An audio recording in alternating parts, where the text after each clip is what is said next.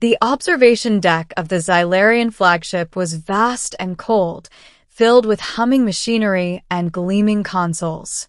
At its center stood the alien queen, Cythera, her carapace glinting like polished obsidian under the harsh light. She was a being of immense power, a matriarch whose words shaped fleets and whose disdain for humanity was well documented across the stars. When the human delegation arrived, small and fragile in their exosuits, she could barely contain her amusement. "They send such insignificant creatures to parley?" she hissed, her voice like shattered crystal. "Pathetic. I will hear them, if only to watch them crumble under the weight of our superiority." Captain Elias, a human veteran of countless interstellar campaigns, stepped forward, holding his gaze with a quiet steadiness. He had been trained for diplomacy, for negotiation, but never had he faced a being whose very presence radiated contempt. Cythera circled him, each step deliberate, clicking her talons against the deck. "Humans," she said finally, her tone dripping with mockery. "Do you not realize the futility of your existence? We conquer worlds effortlessly. You, tiny as you are, think you may bargain." Elias remained composed. "We understand your strength, Queen Cythera, but humanity is resilient. We endure, adapt, and we survive." The Queen's laughter echoed, resonating through the hull.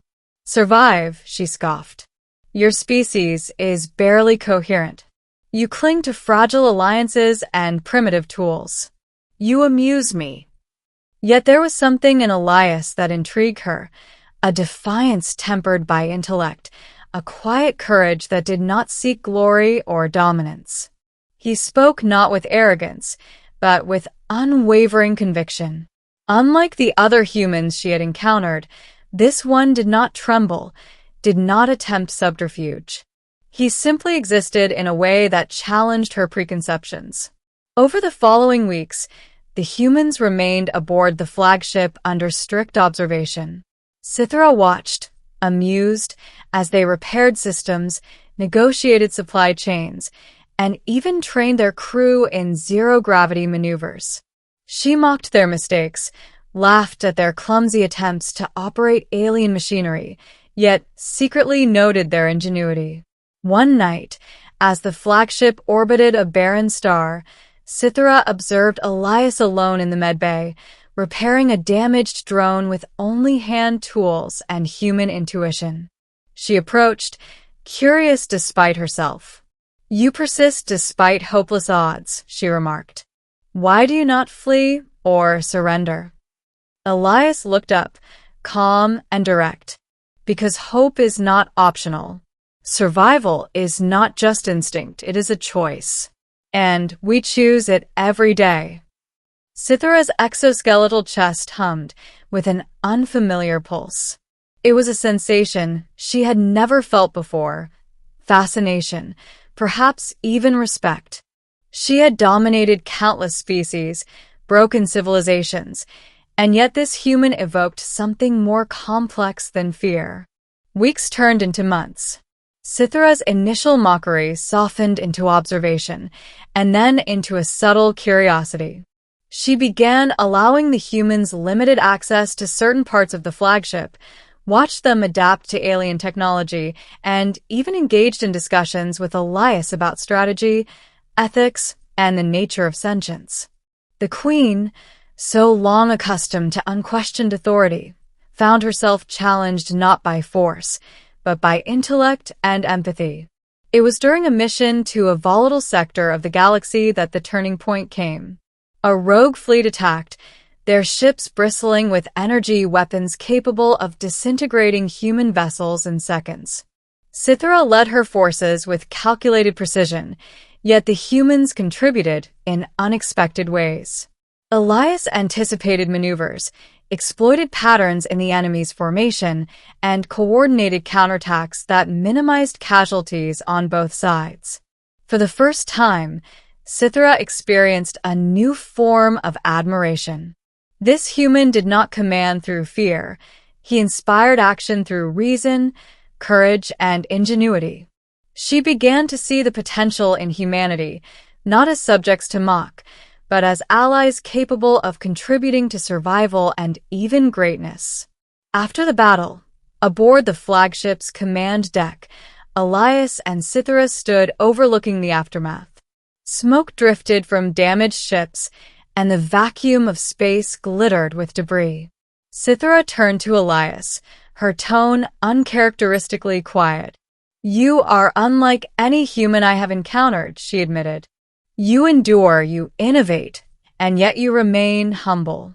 Elias inclined his head. "And you are unlike any alien I have known.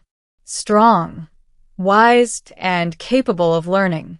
A subtle tension formed, neither hostile nor entirely formal.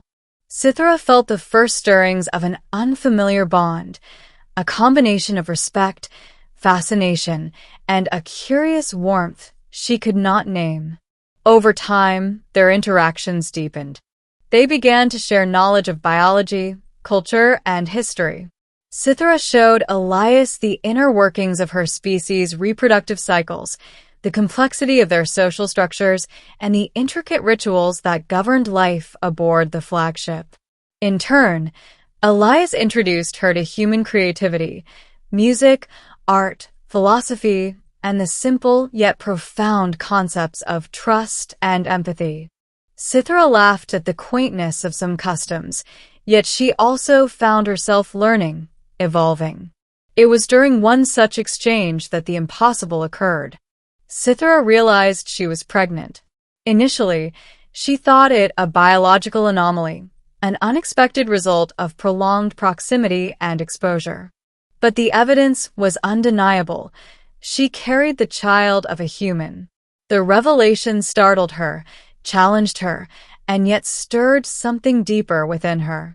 She confronted Elias privately in the observation chamber, her form towering, her voice hesitant yet tinged with vulnerability. This is yours," she said, gesturing to the subtle swell in her abdomen. "A human child, within me. I did not expect this. I do not know what it means." Elias, taken aback, approached carefully. "It means that life finds a way, even across species. That we can create something together, something neither of us could achieve alone." Cythera processed this, the logic of the statement intertwining with the unfamiliar pulse of emotion she felt. She had dominated, conquered, and ruled through fear for centuries. And yet, in this human, she encountered partnership, equality, and connection. The pregnancy was not a threat, it was a bridge. Months passed, and the presence of the child altered life aboard the flagship. Cythera became more contemplative, protective, and open to collaboration. Elias remained by her side, not as a subordinate, but as an equal, sharing the responsibilities and insights of preparing for a child that would be both human and Xylarian.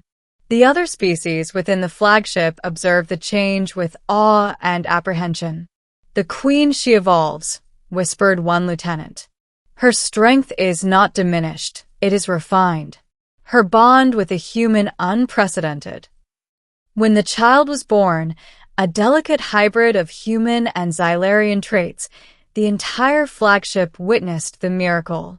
The newborn's eyes reflected both species, and its presence radiated potential beyond calculation. Cythera, once dismissive of humans, now saw them as partners in survival and evolution. Elias held the child carefully, and Cythera, despite her formidable stature, leaned close. "We did not expect this," she said softly, her voice carrying both pride and awe. "Yet it is perfect."